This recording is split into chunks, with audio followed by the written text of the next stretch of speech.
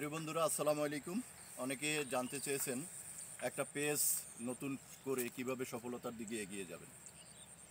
বিষয়টা অনেক সহজ, আবার অনেক কঠিন। কারণ হচ্ছে, আমরা একটা পেজ ক্রিয়েট করলে হবে না।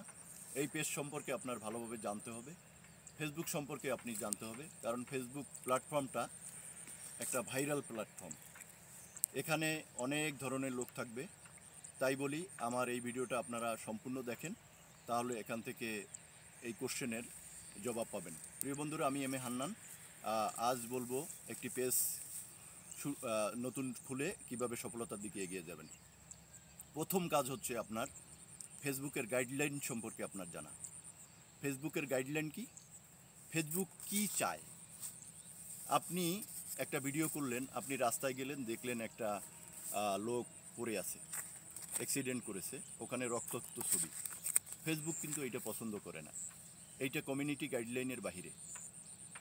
তারপরে আপনি এমন একটা ভিডিও দিলেন যে ভিডিওটা রাষ্ট্রবিরোধী ঘটনা। এই ঘটনা আপনি দিতে পারবেন না, কারণ এটা ফেসবুকের গাইডলাইনের বহির্ভূত। তারপর আছে কোনো ধরনের মারামারি, এগুলো ফেসবুক পছন্দ করে না, এটা ফেসবুকের গাইডলাইনের বহির্ভূত। তাই বলি, আপনার ফেসবুকের গাইডলাইনটা আপনার ভালোভাবে জানতে হবে।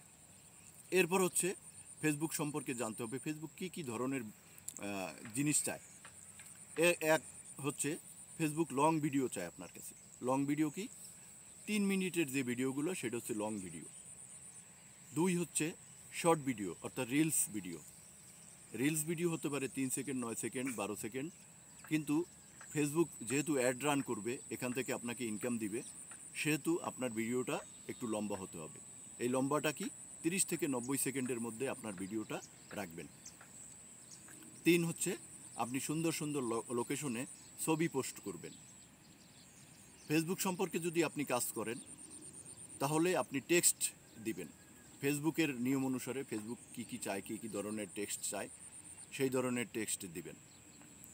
এরপরে হচ্ছে আপনি ভিডিও আপলোড করার আগে অন্তত আধা ঘন্টা আপনি অন্যের ভিডিওগুলো দেখবেন, এবং ভিডিও আপলোড করার পর আপনি আধা ঘন্টা অন্যর ভিডিও দেখবেন।